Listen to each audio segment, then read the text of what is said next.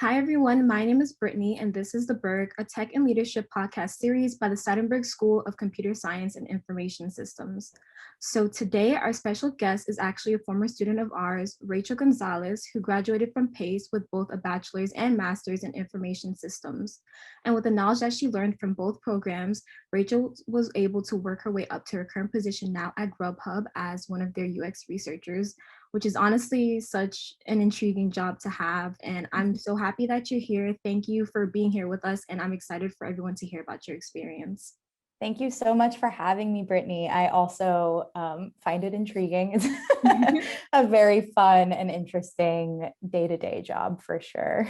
Yeah, when I first heard about it, I was like, this is cool. Like, I didn't know that this type of job existed. So when I heard it, I was like, I really want to hear about what your day-to-day is like. But before we get into that, I kind of want to go back to the beginning. So high school. Well, I was born in Glen Cove. No, I'm kidding. Yeah. So yeah, I kind of want to bring it back to high school because I know senior year of high school is that time when everyone's kind of like, okay, what do I do? And I want to know, for you, your senior year, about to become a freshman in college, did you know that this is what you're going to be doing, or? No, not at all. I mean, some people are blessed to, immediately know what they want to do, not even need help figuring it out, right? I mean, personally, in my life and my friendships, right, it's rare. It's very hard to know exactly what you want, end up there, right, and have this straight line. But for me, it was definitely a all over the place kind of road. I had a lot of mentors and friends kind of lead me along the way. But in senior year of high school, I was really into musical theater. I wanted to do something in the arts. But my dad was like, I don't know if that's sustainable for you, because as much as I loved it, I wasn't the most talented. It was just very fun for me. But my strong suits were definitely math. I loved math. I was good at math. And my high school didn't have a lot of computer science programs or anything like that. But both of my parents both studied comp sci in their undergraduate programs. My mom taught it for a bit. So I got to learn about that kind of stuff growing up, and I was very interested in it. And when it came to senior year, I was trying to figure out what programs to apply to, what I wanted to do in college. Both of my parents were like, listen, Rachel, you would be great at computer science. Why don't you look into the different programs that have to do with technology? And that's where you can start, you don't have to commit. You can do a year of those classes and figure it out along the way. And so that's what I did, right? Senior year, I applied to a bunch of schools. And when I visited PACE, I got a beautiful walkthrough. I had immediate relationships with everybody there, right? Everyone was so kind that, to me, kind of falling into a place where I didn't know what I was going to do. I was signing up for a degree. I didn't know if I would like it. At least I was surrounded by people that were really nice and could kind of help me walk through it. And get to where I needed to be. So that's how I made that decision my senior year. But honestly, fully did not think that I would commit to an information systems major. My mom was very much so Rachel, you don't shut up, right? So you should do something with business, and information systems does bring a lot of business into the computer science type of realm. So you get to learn a little bit of both. And once I got to college, freshman year wasn't easy, right? You realize, wow, this is a lot harder than I thought it would be. There's a lot of ups and downs. But I ended up sticking with it just because I actually really loved what I was learning, even though, it didn't come naturally to me. It was not the easiest.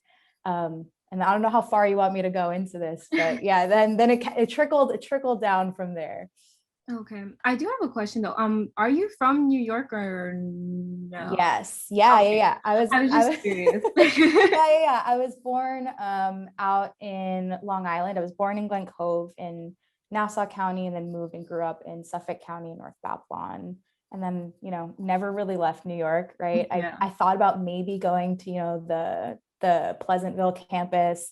And I was like, nah, man, I'm staying in the city. Yeah, I felt the same way when touring both campuses, just to kind of feel for which Wow, that's a very loud plane. Um, just to kind of feel, and I feel like especially because like for more of like the tech, I feel like the city was just like it just felt right. So It did. Yeah. it just That's felt right. you and that's one of the greatest things I think that I got out of, Seidenberg and Pace is like the connections that you can make when you're in the city and like through Seidenberg, right? Like people knew people working at Google and they were like, here, let me walk you around. Like, let me, explain to you what Google's like and what working in this field feels like from a day to day, right? Like to really help you understand it. It's a big decision to make. Your career is something you typically do for the rest of your life, right? Yeah. So like being in the city for that, you're so right. Being in the city like helps you like actually see it in action because New York is so full of tech, right? It's really awesome. Yeah. Yeah. But I guess another question I have for you is I know that you said that like you weren't sure, but it's good that your parents kind of had like that background for you. So when you went into college, you went in straight away with information systems, right? Or yeah. I did. Yeah, So I did. what about like being in college? Because obviously, like within that first year, you can change your mind. Like I know for me, I stayed within like the tech field. Like I started off as a CS major, BS, and then I changed to like a BA, and then I added like all these minors. But what about like college made you, or like what about being in college and doing it made you feel like, okay, yeah, this I'm good with this. Like when was like that moment where you're like, okay, like this, yeah, I'm okay with this. This is fine. What's funny is I don't think I had that moment until like halfway through junior year. My first 2 years, I was like, all right, I'm kind of winging it here. And, college is expensive and it's time consuming. I hope I'm making the right decision, right? I was truly winging it, right? And, a lot of it was the friends that I've made, right? And, them getting to know me getting to know them and feeling like, all right, I fit in with this crowd, right? Like these are the brains that my brain works well with, right? Like it feels like I'm driving and this is the area that I should be in. But then halfway through junior year, I want to say it was a data, what is the word I'm looking for? Data modeling. It was a data modeling class, something around in that aspect, right? And I was like, Okay. well, there's a lot of problem solving here, right? Like there's a lot of like puzzle building, right? Like kind of understanding data structures and how they're associated and all of that, right? And I remember being like, I like that. This is my thing, right? Like associating different pieces of data, right? Like I really like that. Not that I didn't like the programming classes or even like some of the, hardware classes that I was like, that was fun, right? Kind of building computers, that was like hands-on stuff. But it wasn't until junior year when I found like a class, like a subject where I was like, I love this. This is really fun. Again, not easy. It did not come naturally to me whatsoever. I wish I was one of those students. It was not easy for me. I had to like be in the Pace library. I had to be at Seidenberg, like head in the books, completely confused, asking everybody a million questions, but I made it. And it was around there that I really started to like be like, okay, this is definitely my thing, right? But even with that, when I graduated from undergrad, I was really struggling. Like it was not easy for me to picture myself in a job that had anything to do with programming, anything to do with software engineering, or even like the fun side of it, right? Like maybe like some graphic design type of stuff. Like all of that just seemed not quite right. And I was actually talking to Katie and I was like, I don't know, man. Like, I don't know if I could sit behind a computer all day. I don't know. She was like, well, you could always keep going to school and learn about different areas of it. And I was like, well, what other areas? I took a million classes. Like, what else don't I know? Like a complete doofus, as if I knew everything there could be to be known. That's my one piece of advice is like, understand that you can continue learning. Like there's no end to learning, right? Yeah. And so then I was like, well, what else is there? I feel like I've touched a bit of everything and I haven't found something that I'm, like, let me get a job in this one specific field yet. And so then Katie introduced me to Stacey Saris, who taught a bunch of UX classes at the time for the graduate program. And she got to talking and she was like, Rachel, I feel like this would be kind of your thing. And I was like, well, why? Why do you think this would be my thing? Yeah. Right. And she was like, well, first of all, girl, like you are very emotional, like you are emotionally in touch. Right. And a lot of that, right, like having that emotional balance, right, with tech and understanding how it all works, it's a lot of what UX is, right? It's like, it's the user part of UX, is understanding the person who's going to interact with this, right? Yeah. And so, I mean, it's a very much so a joke that you have to be emotional, right? Everyone's emotional, but it was just very much so like a ongoing joke. Like Rachel doesn't shut up. Rachel doesn't, she's got a lot of emotions. She'd be great in UX. So that was another moment where I was kind of like, all right, I'll wing it, right? Like this does sound really interesting. And I got to kind of, I was given a couple of books to see if it was my thing or if it wasn't, right? And then Katie helped me find some opportunities for me and to kind of learn more and get into the master's program. And that's where I really found like what I knew, like, that feeling in your gut. You're like, I know I'm going to be good at this. I know this is my thing. It was in the graduate program. So I feel, everyone's got their own timeline, right? Some people figure it out in high school. Some people figure it out freshman, senior year of college. And, some people you end up, halfway through your master's program. And that's when you're like, ding, like the light bulb goes up over your head. And you're like, that's where it is. And that's how I ended up in the research field. I think one thing that you said was just so very comforting to me is just like, I was just hyper like focused on that part of what you said was about how it wasn't until junior year, because I'm like an upcoming senior. So and I was kind of like struggling with that as well, like trying to figure out what it is that I liked. And I also just found it kind of difficult at first. Like we're learning, like I'm like a CS major, so like obviously we do like a lot of like programming and stuff, but I wasn't really seeing like the connection. If that makes sense. I think that when you're first starting off, it's like you're doing like these little things. It's like, oh, it works, but like, how does this work in real life? Bigger picture, right? Yes, exactly. And I found it very difficult to kind of have that association. And it wasn't until I took my mobile app development course, and it's like that class, and like just like how you said, like data structures, like for you was kind of like, ooh, like this is kind of interesting. It's like I saw that and we were learning about all these things, and then like I could visualize, okay, like if I make this app, like it can do this thing. Or like I would start to think about like apps that I use like on a daily basis, like figuring out like that connection. And I feel like I just really resonated with that sentiment that you said. And also just like you said, everyone has their own different timeline. 100%. And I think that like, you already had like your parents who had that like experience, so that kind of helped push you in that direction. But there are other people who they don't figure out until like very late, but it's like everything depends like for each person. But I feel like similarly to like figuring out like, okay, like for you figuring out that, okay, I like this, I want to know what kind of helped you decide between like UX and like versus like UI. Yeah. I'm like really intrigued with your answer. It's because it's fascinating, right? I mean, to me, the most fascinating part of the tech industry is how many pieces of the puzzle exist, right? It's when you first, I feel like when I first joined the tech community, my freshman year of college, I was like, all right, you've got the person who writes the code, and then you've got the person who makes it pretty on the front end, right? Front end, back end, done, right? Yeah. Boy, was I wrong, right? There's so much more to it. And for me, right, once I, understood the entire, well, for most of the, what is actually front end, what is actually back end, what goes into all of that.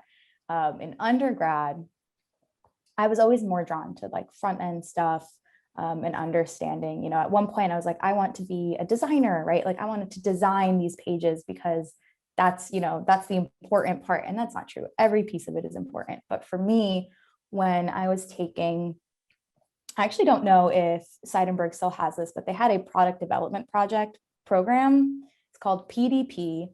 And it was absolutely I would like, not to be dramatic and emotional, but like actually life-changing for me, right? And this is really where I learned like where I belonged in that big puzzle, like where was my piece, right? And what we got to do is we worked with a school in Portugal and a school in Poland. And then there was Seidenberg. And we got to work with a Portuguese company who gave us a problem that they were having.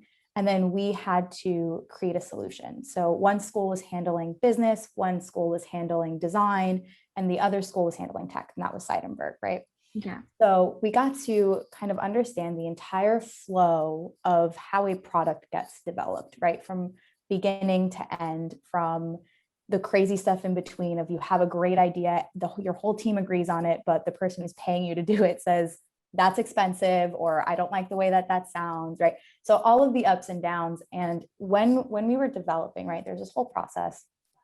And right about in the middle of the process, you've come up with an idea based on the problem that you've been given.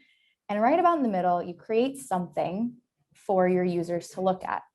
And for me, right, when we were like, okay, like this is going to be great, I was like, well, how do we know that, right? I started asking a lot of questions. I was like, well, what if someone says this, right? Or what if, this actually breaks in this way? Or what if, what if all of these things happen, right? We have to talk to someone, right? So, and that's actually right at the time they start teaching us about, research and like talking to your users. So that's really when I started to realize, I ask a lot of questions. If I can get paid to ask questions, that's probably a job that I should do. That's exactly what I do, right?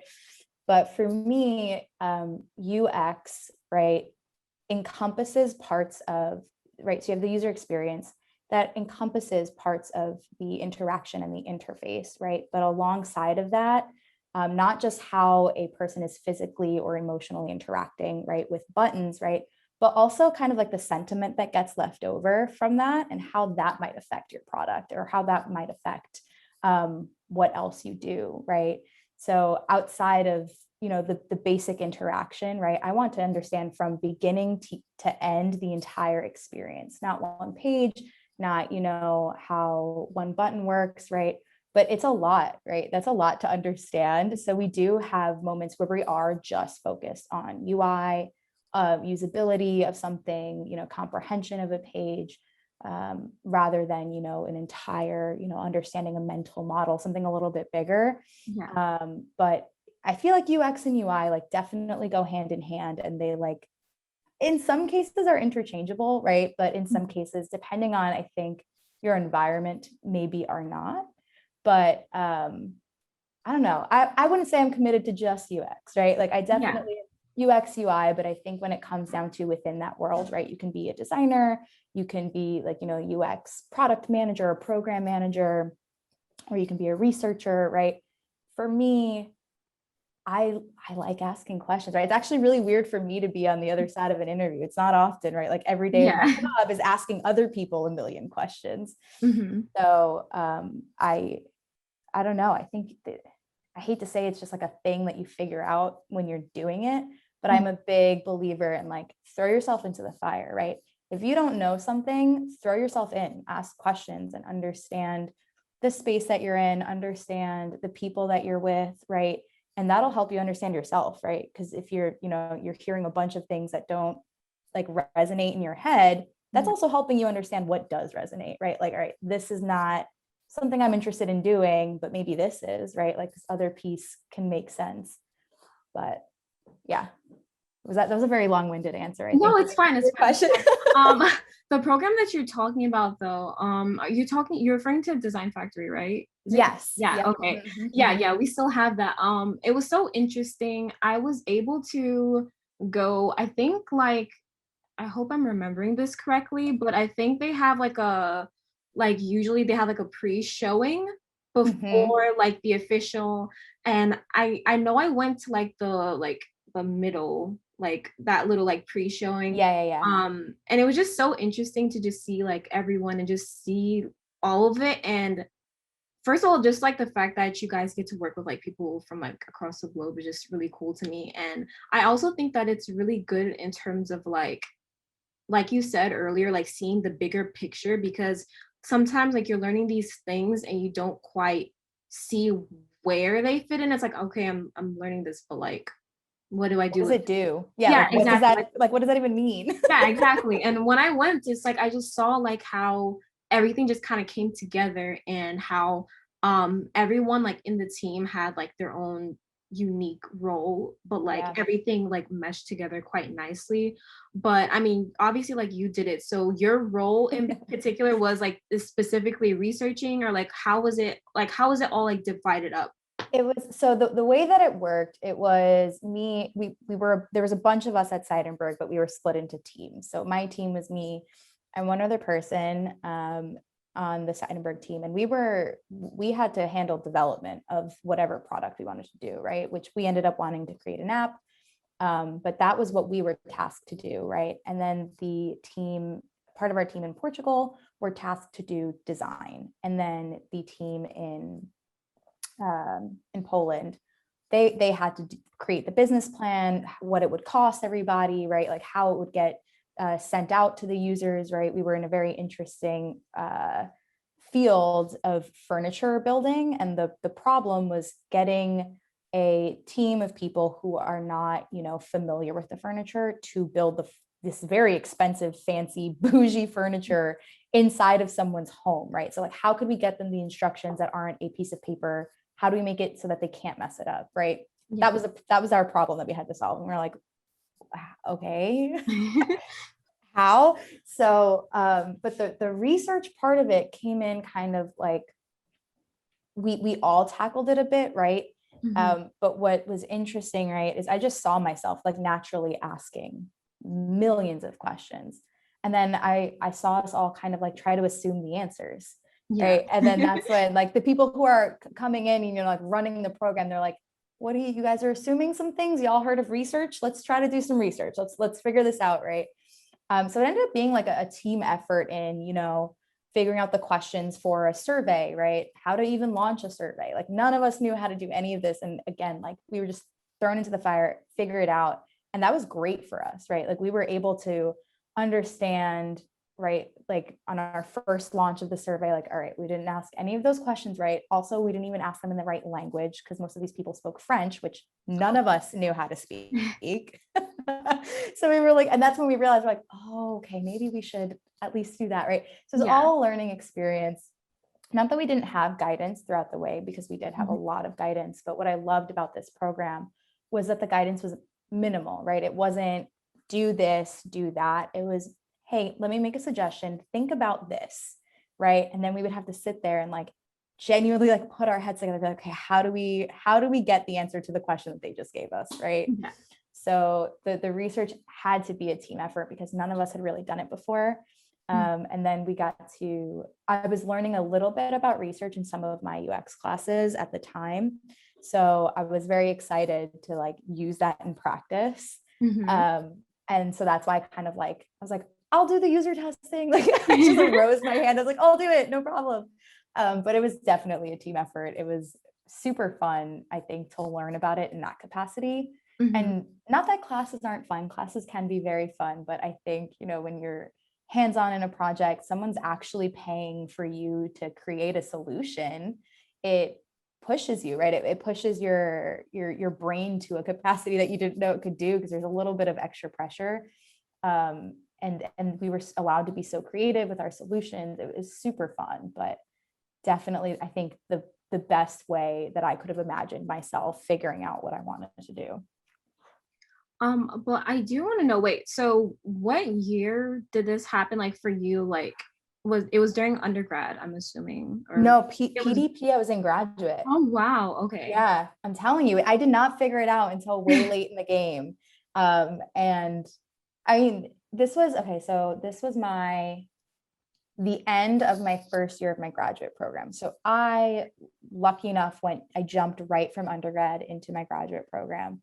Mm-hmm. And I told myself, I said, at some point, you're going to have to do an internship to figure out if this is what you actually want to do, right? Because I had been avoiding it like the plague. Yeah. I had avoided like COVID in undergrad because I was too nervous, right? I was like, I don't think I know enough to join an internship, right? I don't know if I want to do this, right? Feeling like I had to commit to something. But in my graduate program, what was great is with a program like PDP, it's kind of like an internship. So you do feel a little bit more secure in your knowledge and like what you can do, and start applying to internships. And I actually started applying when PDP was happening. Like I remember we had the teams from Portugal and Poland in New York when I got the call. They're like, hey, like we want to interview you for a research position for an internship. And I was like, guys, I don't know what to say. Like, I don't know. I can't do this. I don't know what to do. But it was definitely way later for me. And that's why this isn't the only reason, right? But I've seen, my dad didn't even have a high school degree until I was 8, right? He went back to school when I was 8, and I watched him get his high school degree. I watched him get his undergrad degree, his master's, and his PhD all before I graduated high school, right? So to me, like the idea of you have to follow this timeline. I think everyone, especially like in our age group, feels the pressure, right? Like you got to get your degree, get a job, like make millions of dollars, pay off your student loans, and like get out, right? But the truth of it is that that's not everybody's path, right? Like you can take 6 years to finish your undergrad, and that's okay too, right? Like you can figure it out along the way, as long as you are doing something that you will fully be happy doing every day. Yeah. And I think that some universities are better than others at, helping guide you through that. And I think I was just honestly lucky to have landed at Pace and just have been like, it's close to home, it's in the city, it's fun, they have a cool program, everyone's nice, I'll do it. And I happened to get lucky enough to have people be like, Rachel, like, let's focus on a career. let's try to get you into something that you love, right? But it's really just everyone has their own unique timeline, right? And I was lucky. I was working 3 jobs senior year of college, right? Because you get nervous, right? You want to be able to, sustain yourself, especially if you are uncertain of what your future is going to hold. So it's not that I wasn't nervous. I wasn't like, oh, I have my own timeline, I can do whatever I want, right? I was still like, you still got to work your butt off to get there. It's not just going to fall in your lap. But I got there eventually, and I'm doing great. Yeah, obviously. A little bit slower, but I made it, right? And I think that's what everybody's got to tell themselves, right? It's like you're going to get there eventually, but it might not always be the same timeline as your friends or your family. And I was just brought up around a lot of examples where that was, the case, especially like with my dad, who's a genius, but he blossomed later in life, right? He was like in his mid to late 50s when he started doing higher education. So, oh, wow. Yeah. But I do want to know, like, so obviously it's just so nice hearing about like all of the guidance that you got, because I feel like Pace really does, like, they have the guidance, and I think that especially just having that experience, you were able to just kind of see like, okay, this is what working in this field would kind of look like, and that basically helped you like figure out, okay, like I'm okay with this, I'm good with this. But then also, again, I found a lot of solace in you saying this, like that your internship that you got, wait, that was after, okay, so that was after PDP, so that was like around, so basically grad school still. Yeah, I was a year into grad school. Wow. And I got my first internship. Wow. And that's what turned into this job. That was Grubhub. Yeah. Honestly, that's like an amazing turn of events, I feel like. And it was like through that kind of led you to like that point in time. But I'm not sure. I think, but I still want to ask though, are you guys like allowed to like talk about what it is that you worked on in particular? Or is that like I think so. I think I can give you a gist. I don't know if I can tell you everything, but yeah. So we have a bunch of different user types at Grubhub because it's a food delivery platform, right? So you have like what people would think of as your typical users, which are people who order food. And here at Grubhub, we call them diners. And then we have drivers, right? So they have a different app. We have our restaurant partners who have a different app. And then we have our care team and all of our internal tools. So things that are used specifically at Grubhub corporate offices or Grubhub care offices to get things done, right? To make sure that everything's going smoothly. And each one of those user types need research, right? So if you're creating something that's got to sit in front of someone, research is, personally very, very important, right? You can create something all you want, but if it's not fitting into the person's life that you're creating it for, it won't work. It just won't, right? Mm-hmm. So I work on the diner team. So that's kind of like the end consumer of the app. It's people who are ordering food. And Whew, boy, we have worked on so many projects this year, and we're in what, June, right? I feel like we've worked on like 18,000 projects and we're only halfway through the year. So, but a lot of what we do with research is there's a lot of, a designer, we're given a problem from a product manager, right? Hey, we're seeing this weird thing happening. What can we do to fix it within the app, right? Is there a different design that we can do? What can we do to understand this better, right? And sometimes that moves super, super, super quick. So there isn't time to do research to understand why that problem is happening to begin with. So sometimes we're given a design and say, hey, Rachel, we think that this will solve for X, Y, and Z.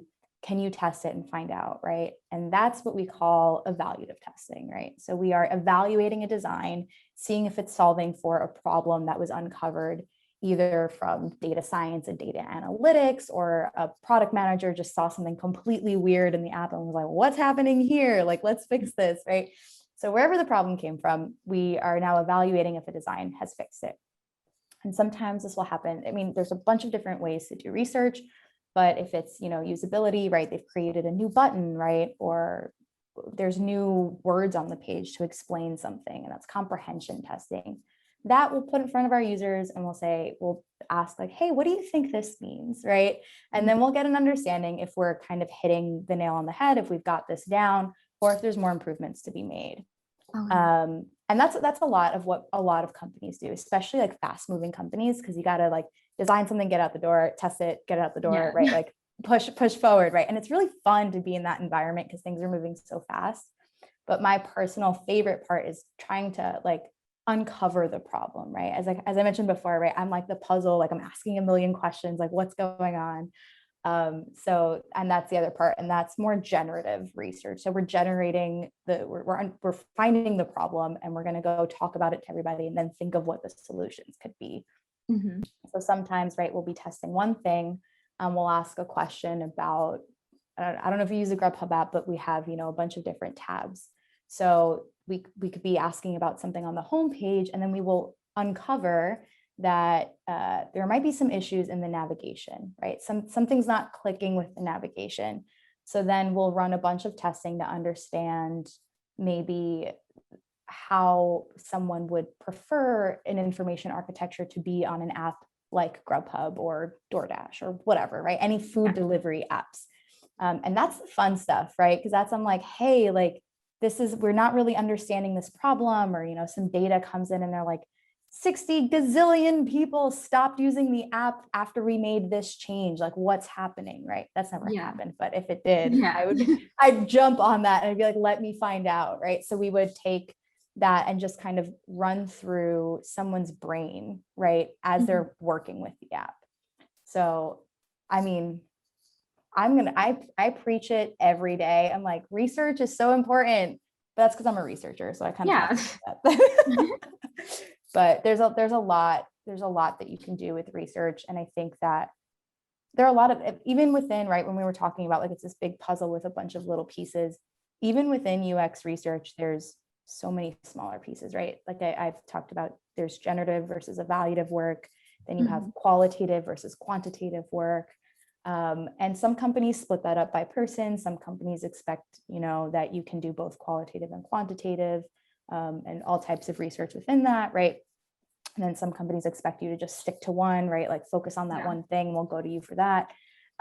So there's so much, right? There's so much to do with research that, who knows, right? 5 years from now, I might be like a different type of researcher. I don't know, but I might find my way yet again a couple years down the line. But I mean, like, okay, for me, I guess the way that I kind of figured, like, I was always kind of curious about like, okay, so how do you know like there's an issue? And then I feel like you kind of touched on it. It's like, okay, like let's say you guys like make this update, and like this number of people like are like, okay, like they're not using this, or like using it after that. Is that kind of like is that usually like how you kind of figure out like when things need to be like readjusted? Or are there like other ways as well that you kind of have like figure out, okay, we did this, and like what do you use as like a measure for like, okay, this is doing well, this is like not doing so well? Like, how do you go about that?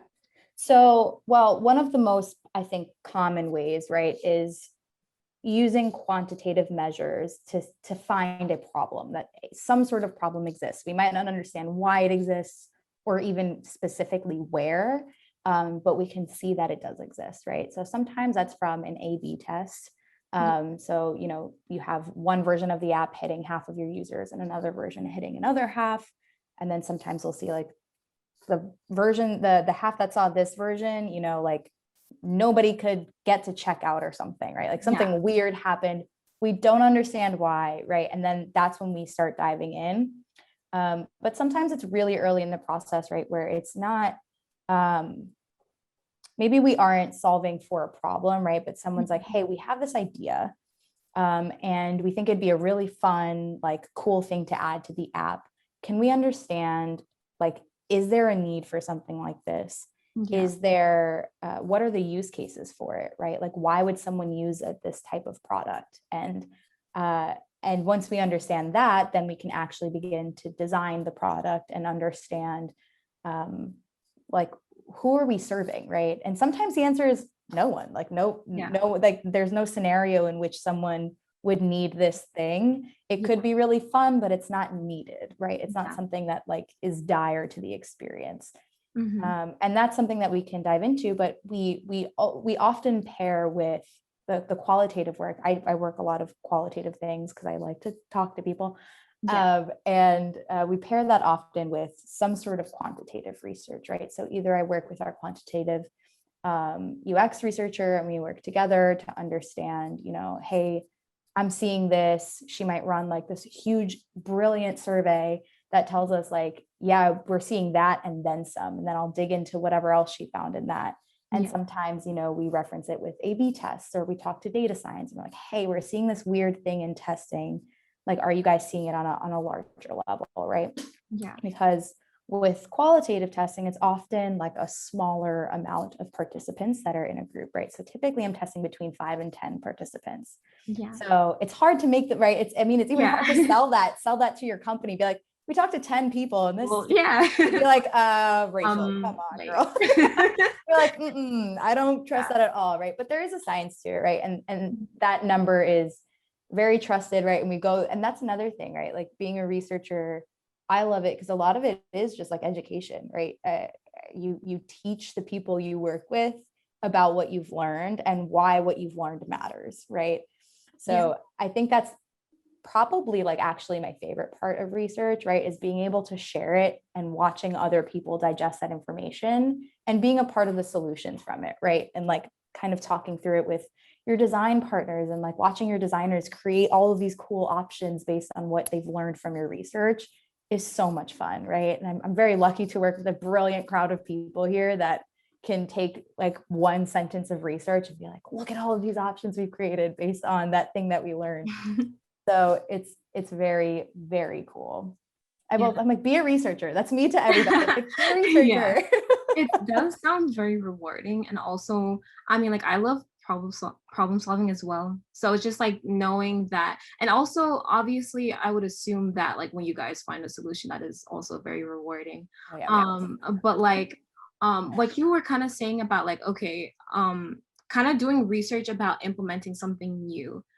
Like obviously like you guys can always like come up with like an idea of something new, something that will pull in new users, like whatever it may be. But like in terms of like getting that to actually become a thing, like do you know like how that process goes? Or it's not an easy process, right? There's a lot of, because when it comes to actually implementing something in a product, there are a lot of teams that have to be a part of it, right? So sometimes research is really early, right? And we get to kind of watch along the whole way. And in that scenario, right, we find the problem together, right? And then we understand the use cases for it and the user. Sometimes the user is a little different than our basic user, right? So we kind of map all of that out. And then there's this like cycle process with design, right? Where we start to design something, and then at some point, maybe everybody's reached an agreement on what it should look like, and we'll test it again. And sometimes that comes back as like, woof, we did something wrong here. Let's try to fix that again, right? So then there's a bit of a cycle, right? And then sometimes, once research and design has come to a point where it's, all right, it makes sense to our users. We're really happy with the way it looks. It follows all of our design guidelines, yada, yada. Sometimes engineering will step in and say, well, we actually can't build that because of X, Y, and Z. Yeah. Or, we need to fight for this type of, API to make this work, right? So then conversations of that will happen. So, and then we'll work together to either figure out what do we need to get to make this work, or how can we maneuver this so that it also works with engineering, right? So it's definitely like conversation, and it's not that linear either. I'm making it sound like it happens one after the other. It does not. It's all happening all at the same time, right? So it's a big team effort between product, engineering, marketing has to come in, right? We always need legal. Legal has to be there, design, research. It's a really, really big team effort and a lot of back and forth. But then once, we've reached, hey, like this is good, we can put it out there. Depending on how big of a change it is, sometimes it has to be like iterative rollout. So we can only send out pieces of, a new design a bit by bit to be able to test it, right? To make sure that, it's working, it isn't breaking on the back end, right? It is also actually, making us more money and not losing us money somewhere along the way, right? Because I'm sure businesses want to make money. So they have to definitely test that. Sometimes, it's about an A/B test. But there's always testing, right? Once we've landed somewhere, then there's some sort of quantitative testing once it's out in the world to understand whether or not it's working. And then once it wins, it works, it's doing great, then they're like, all right, stamp of approval, let's leave it and on to the next thing, right? But while that's all happening, you're working on other projects, and it's fun. I love it. It's our team is pretty small at Grubhub. So it is really fun to work on like a gazillion projects at once, and you've got your toes in all of the different conversations and learning about all those different things.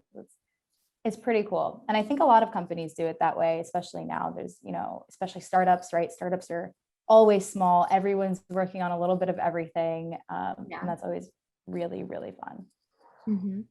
So you're saying like, okay, so for your team, I'm trying to kind of gather a list. I'm trying to like gather a list because it's like, it just sounds like there's so many people involved. So it's like researchers. Wait, I'm sorry, you said researchers, like engineers, designers, right? So if we think of it, right, from like a way that I want to say this is how the company is structured, and I might completely butcher this, but hey, whatever. So we've got the product team, and that's where I live under the product team, and that's design, product, which are product managers. So you've got designers, product managers, and UX research. And we work together for that like big beginning piece of the puzzle. And our product managers touch everything along the lines, right? They kind of have to know everything that's happening. But we work together as partners, the three of us under the product team. And then we have to partner with everybody under like the technology bucket, right? So, and that's going to be your front end, back end engineers, right? Some data science is in there. I believe that they're under tech. Again, I might fully be butchering this, but there's a little bit of everybody kind of in there, right? So within the product space, it's researchers, product designers, and product managers. And then we have tech, which is, literally everybody who's ever touched tech. So front end and back end. And then, you've got, depending on what you're working on, the different platforms. So you could be working with some iOS developers, some Android developers, and it's all depending on the project. But one thing for a researcher, right, at Grubhub, the people that you will always work with is design and product. So your product designers and your product managers. And then everyone else, you kind of like dip in and out depending on the project, right? So it might depend on what you're working on that you'll get to talk to different people. So like my most recent project, I was very, very in touch with the marketing team, which isn't often, right? We aren't often like super connected on things. So that was really fun, right?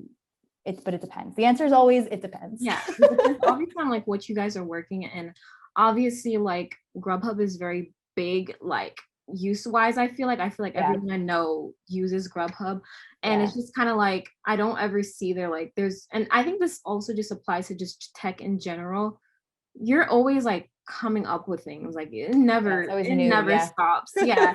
Which I can understand like why that's intriguing. It's like you always, because I know like some jobs like you might do and it's like you know what you're doing, there's not really much that needs to change. And I can see like where that can be like, okay, like that's kind of, but like what you do, I feel like it's interesting because there's always something to do. There's always a way to make things better.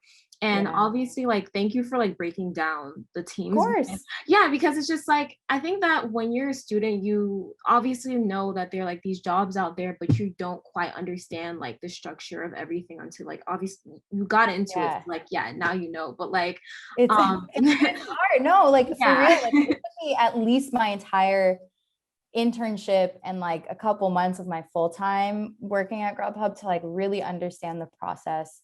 And I think, the process is relatively similar across like everywhere, but I think Yeah. it also depends on where you're at too, right? Like, Mhm. so like I said, right, like life is just a continuous learning cycle. Like I might feel like I know everything and I'm on to the next job. I'll show up, I probably will know nothing. I'll probably know 50% of what I'm supposed to know by the time I get there, right? Yeah. So it's always like you got to keep learning, right? And I think everybody's learning style is very different, right? But for me, the best thing that works for me is to throw myself into the fire, right? And to not be afraid of it, right? Like understand that, especially as a student, Mhm. most people love to teach, right? They love to share what they do every day, right? So if you make a connection, right? I know our first thought when we make a connection is like, can you get me a job? Yeah. But your second thought should always be like, what can this person teach me, right? Like I'd love to learn from this person. And if there definitely isn't an opportunity for a job, right? Always ask, can I shadow you for a day? I'd love to learn what your day is like and what do you do, right? Like how does it work with everything else, right? Because I think that when you choose your career, you do have to understand all of the other things that are happening around you, because you're never going to be, especially in tech, right? You're never going to be in a silo, right? You will always work with someone else. Your work will touch someone else's work. And I think that the earlier you get into learning that, the better, right? And again, it might be a personal opinion, but throw yourself in the fire if you can. Like it's so much fun learning that way. You learn faster too by doing. So But also, I think that, I mean, because you spend so much time there, it's like, obviously, like, at this point, it's like you kind of just like get the gist of it. And like you yeah, say, like you said, it's like, okay, if you were to do something else, it's like, even with that experience, like you might jump it'll still into feel that weird. and be like, I kind of don't know what's going on. Yeah. But Yeah. I think that like what a lot of people would like to know is also just like that transition, like you were interning with them and like how did you make that internship become your job? Oof. Yeah. One of my biggest mentors was my boss as an intern, who was Mhm. then my boss as I entered full time. And I still obsessively, compulsively text her every day. She's not here at Grubhub anymore, but I text her every day. Every time I have a question, I was like, I don't understand this one thing. Can you please help me? But she really helped me. And she almost asked me, I feel like it felt like every day. I think it was maybe 3 times that she asked me for my internship, but it felt like a lot.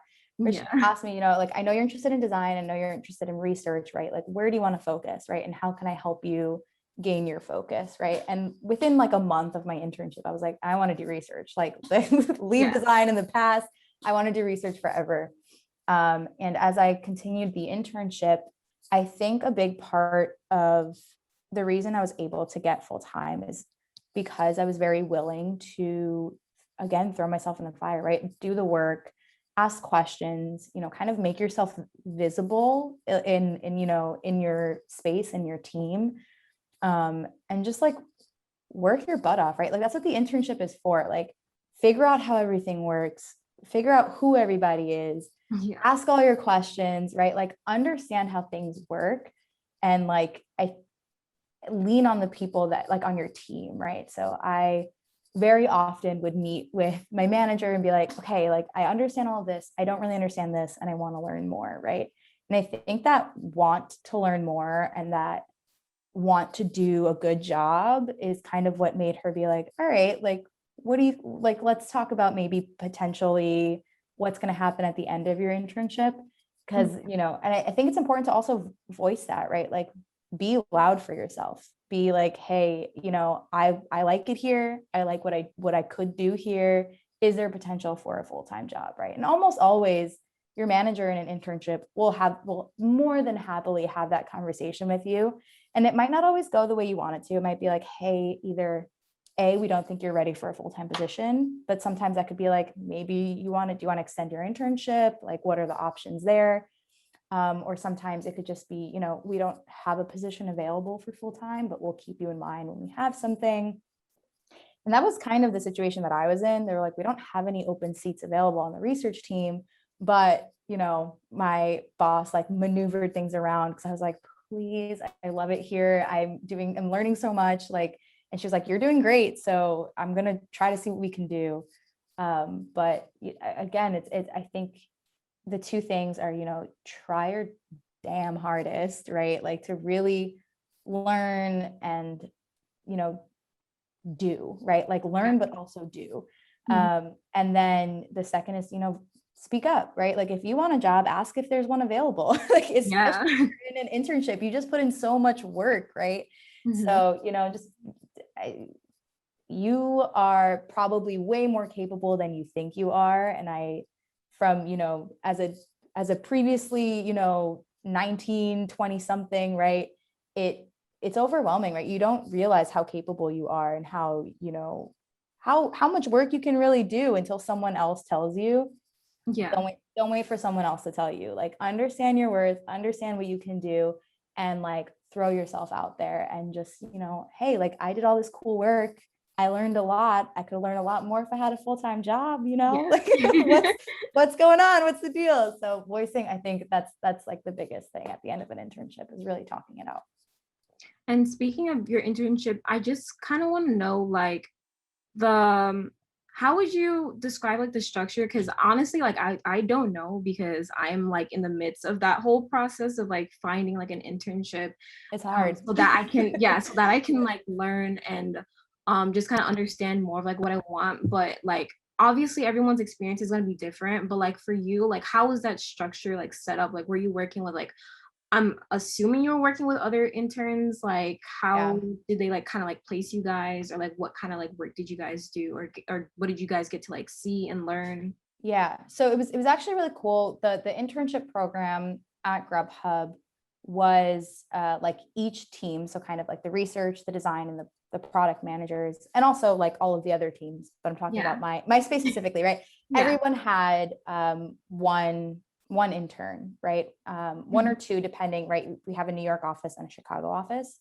So the team's product and design got two interns, one for each office, and research got one intern because we're just naturally a smaller team than design and product. Yeah. So it was cool because we had an intern class where we were all along the product path, right? So we got to learn about all of this together and then learn about how we should be working together at the same time, right? So it was really cool. But when we came in, we were given they have a very funny grub buddy. So your grub buddy.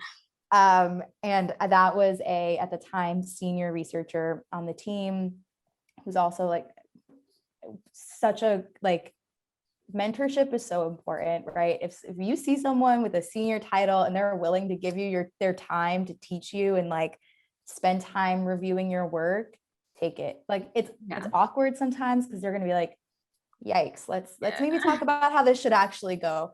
But that's how you learn, right? You can't just assume that you're doing a great job and keep it pushing, right? It's never going to go well. Criticism's always good, right? So we were paired together. And I leaned on him so much. I learned so much from him in my time in my internship. But we got to work on a lot of projects together. But then towards the end, him and my manager were like, all right, Rachel, you're going to run your own study. You're going to do the interviews. You're going to write everything. We'll be here for you. We'll hold your hand, but we're throwing you in. You got to do it. And then as I did that, right, I leaned really heavily on the other interns. I was like, all right, guys, what are you doing? What are you working on? Like, is what I'm doing making sense, right? Like, let's talk about all of this. So the program was really, really cool for those two reasons, right? You get someone like that has to be the person that you go to, right? Like they can't say no to you if you have a question. And then you also have like an intern class across the product like cycle. So you get to all kind of work together and be confused together. And if one person learns one thing, they teach you. But also what was great is we were like, Grubhub had very like open doors. So interns were allowed into any meeting at all. Like it could have been one with our CPO in it. They were talking crazy numbers. We were allowed to be in there. So, and I think that was also really helpful in understanding how it all worked, right? Because you got to understand what people were talking about in these big meetings and how, you know, research questions were being developed and where they came from. Because they often came from these meetings where, you know, someone was like, hey, I made this thing, like, let's just talk about it real quick and brush by it. And I'd hear one person ask one question and then everyone's like, huh, yeah, we actually don't know.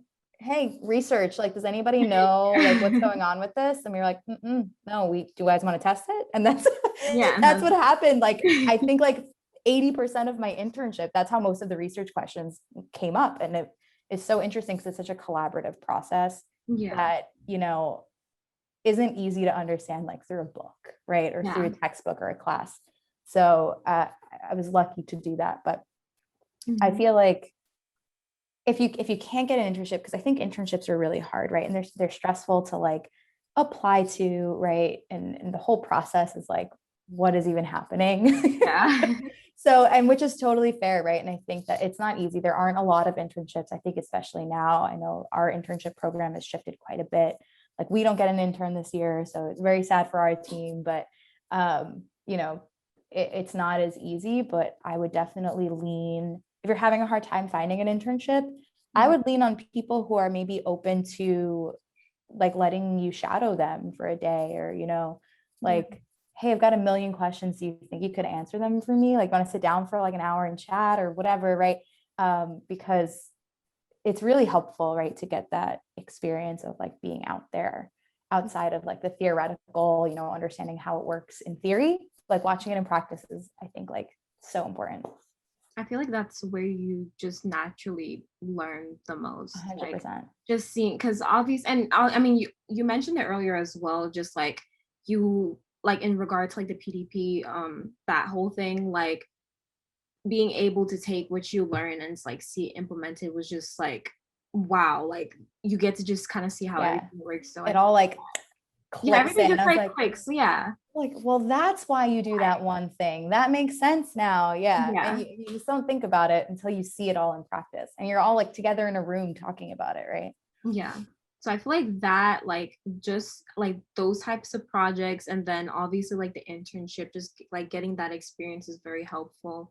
And now you're working your job and you're basically, I mean, now like when you guys are able to like have like interns, you'll probably be like the one that's like, I'll be the senior one who's like, hey, come on, like, you're like questions. And like now you're at that point where you can be like that person for someone else. I feel like that's just so, I feel like when that does happen, because I have a strong feeling that will happen for you. I know that you'll probably like see like a part of yourself in that person. Like, I remember when that was me. And you learn that way too, right? Like when you're teaching someone who's brand new, like what's going on, you're like, that's a good question. I don't even know how to answer that. I'm gonna think about it, right? So I mean, like I said, right, the learning never stops. I mean, I would love to have an intern because then I get to learn more, right? I get to learn with them and understand all of that. But and I don't know. I'm nervous to see myself in another intern. Like, sorry, kid. But then like you said, you'll learn from them. And I just think that it's nice that regardless of like whichever position like you're in, it's like just being around new people in general just allows you to like learn from other people. 100%. So basically, to wrap things up, I do want to know, I feel like you mentioned like a lot of things, but I do want to know, like, if you could kind of sum up the tips for getting to where you are now, like to get into where you are now, for reference, obviously. Okay. Man, what a loaded question. Yeah, we need help. So oh my gosh. Okay. So I would say, all right, what are my tips? Don't stress about time. That's my first tip, right? You got to understand everyone's got their own timeline. If yours is a little different than what's standard, like, you're golden, man. Take the time, take the energy that you need to get to where you got to be, right? Like, everybody's different. That's my first thing. yeah. The second thing is, if mentorship is available, lean on it. And if it's not immediately available, find it and lean on it, because it is so, right, you know, learning from the people that have been there, they have done that, especially for like years, that there's no better way to learn this stuff, right? Is to be around it, like submerge yourself in it and really understand it. And mentors often know that you might not end up doing the thing that they do, right? Yeah. You might learn all about it and be like, never mind. Yeah. That's okay too, right? Like, that's exactly. And that's part of the process, right? You don't have to stick to something just because you tried it. You could try something else if you didn't like it, right? Yeah. So what else? Let's see. Oh, and I guess my like last thing, I think, leaning on my mentorship, and like kind of just going for it, right? Like, don't be scared. I mean, Katie could tell you, right? I was always very, I think, just systemically, right, like, timid, which was weird because I'm not a timid person, but like, when it came to a career, I was very timid, like, as a woman in tech, as a Latina in tech, right? Like, as a short girl, right? Like, there's just like a lot of things that like were playing against me, where, you know, there was a certain level of uncomfort, or like like imposter syndrome kind of thing, right? Where just, no matter how hard I worked, I just didn't feel like I was actually as capable as I was at the time, right? And I think, like, it's so much easier said than done, obviously, to be like, don't think about those things, right? Like, you can come up as easily as someone else can if you spend the time and energy into doing so, right? And like, I think that's why mentorship is so important, right? Because you can watch, like, my mentors were women in tech, right? I got to watch them do this without a breeze, right? You know, like, just kind of like strolling through, and I'm like, well, how did you do it as a woman? They're like, what do you mean, how did I do it as a woman? I did it just like a man does it. I did it better. Yeah. Pushed right along through, right? So I'm watching that energy, right? I think, not that imposter syndrome is not real, right? It is very, very real, and it happens to so many people. But you have to watch your work, watch yourself do what you do, and realize, like, damn, that is pretty impressive, right? Whether it's just impressive in general, or you feel like that's impressive for my age, or that's impressive for my gender. There's not a lot of women in this room, right? You have to acknowledge, like, you are doing you, and you're doing it great, right? Like, because A, you're trying your damn hardest, and B, right, like, especially if it's something that you love, right, you're going to be doing it better than you think you do, because you care about it, and you're passionate, and you're trying, right? Like, you got to show up, and that's really it, right? That's my, like, to sum it up, just show up, do what you can, and learn, right? Like, it's not always going to be like, I've messed up plenty of times in school, in my career. You know, my old manager can tell you the amount of times where she was like, oh, please God, we have to go sit down and talk about that. That was bad, right? Like, let's redo it. But that's the only way to learn, right? You gotta show up, do it, ask questions along the way, right? You obviously want to try not to mess up. And the only way to do that is by asking questions and putting your work in front of other people, right? So, but like, you know, do it, right? Don't be scared because you think that you might be the only woman in the room. You might be the only Latina in the room, the only woman of color in the room, right? Like, blend all of these things together. Don't be scared of those things, right? Because you know what? Like, it doesn't make you bad, right? It makes you unique, and it makes you different. You have a different perspective than the rest of the people in the room, which means that you're going to understand something from a different point of view, and you might bring something completely new to the table, right? Like, that's great. That is amazing. Like, that's going to push you farther, right? So I think that's my last piece, because that was something I struggled with the most, was like feeling, what was that? I'm sorry. I think they're like, I got nervous for you. I was like, so what is intense. I happening? was like, wait a minute. Someone just hit your window. I did not know what happened. No, I think it's what do they call it again? The Transformers? Or did a transformer blow? I think that's what it was. I got an Amber Alert that was like me too. To power surges. Yeah, and I think that is the aftermath. So yeah. one of my top 5 fears is getting stuck in a subway due to a power outage. I'm not ready. I'm like gonna walk from Midtown to Soho tonight because I'm afraid of taking a subway and getting stuck. No, I could not. I could not. Like the claustrophobia is already like bad enough, but to then be stuck, lights off in like 90-degree heat. Yeah. No, thank you. Exactly. Like, I'll pass. I don't need to be there. Thank you very much. I'll be outside. Yeah. Oh my gosh. Anyways, thank you so much for everything. Of course. The tips, your experience, everything. I know I personally found it very enlightening, very useful and very inspiring. And I know that everyone else who watches this is going to feel the same way. So thank you so much for just giving us the time, giving us your time, and just you're basically being a mentor to all of us right now. So yeah. Oh my gosh, thank you so much for your kind words and for having me. Like, clearly I could talk for hours if you need me to come back and talk some more. Yeah, of course. Thank you. Oh wow, there's another one. I'm getting you're about to lose internet power.